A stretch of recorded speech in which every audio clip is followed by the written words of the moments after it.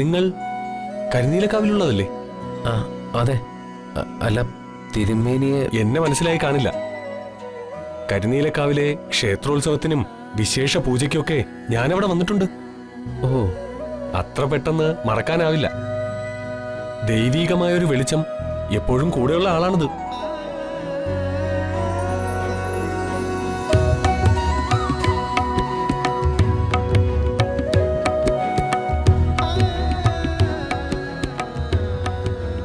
ക്ഷമിക്കണം, എനിക്ക് ആളെ മനസ്സിലായില്ലായിരുന്നു. തിരുമേനി പറഞ്ഞപ്പോഴാ കാര്യം ബോധ്യപ്പെട്ടത്. നിങ്ങൾ വിഷമിക്കണ്ട, ആരെയാണെന്ന് വെച്ചാൽ വിളിച്ചോളൂ. അവർക്കിവിടെ പൂർണ്ണ സുരക്ഷിതത്വം ഉണ്ടാവും.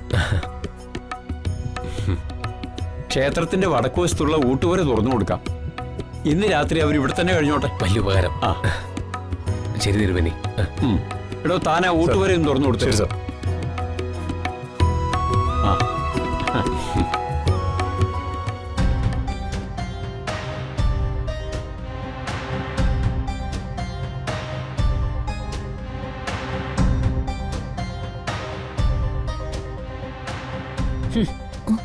നിന്റെ മാനസപുത്രിയായ ചിന്നുവിനെയും അവളുടെ അമ്മയെയും നീ ഏത് അമ്പലത്തിലാ പ്രതിഷ്ഠിച്ചത്?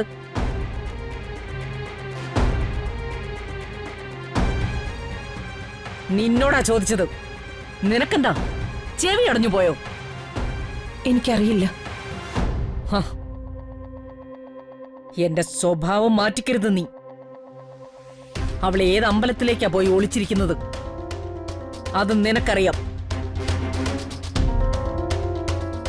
ആ എരണം കെട്ടവൾ എവിടെയുണ്ടെന്ന് നിനക്ക് കൃത്യമായിട്ടറിയാം.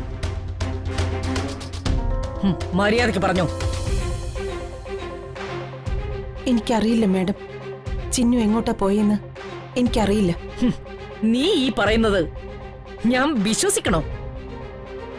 സ്വന്തം അമ്മയെ പോലെ അവളെ താങ്ങി നടന്നവളാ നീ. നീ അറിയാതെ അവള് ഒരു ചുവട് പോലും വയ്ക്കില്ല. മര്യാദയ്ക്ക് സത്യം പറഞ്ഞു. ഇല്ലെങ്കിൽ മാഡം എന്നെ ഭയപ്പെടുത്താൻ നോക്കണ്ട. ചിന്നു എവിടെയുണ്ടെന്ന് എനിക്കറിയാം.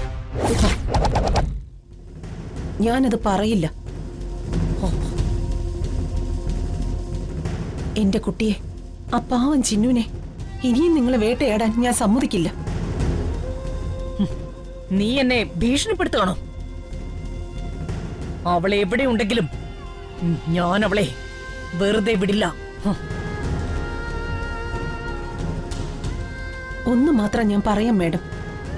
ആ പാവം കുഞ്ഞിനെ ഇനിയും നിങ്ങൾ പിന്തുടർന്ന് ഉപദ്രവിച്ച രമാദേവി മേഡത്തിന് അതിന് തിരിച്ചടി ഉണ്ടാവും. ചിലപ്പോ ഏറ്റവും ശാന്തമായി പ്രതികരിക്കുന്നവരുടെ മറുപടികൾ അത് താങ്ങാൻ നിങ്ങൾക്ക് പറ്റിയെന്ന് വരില്ല. അതുകൊണ്ട് അവളെ അവളുടെ വഴിക്ക് വിട്ടേക്ക്.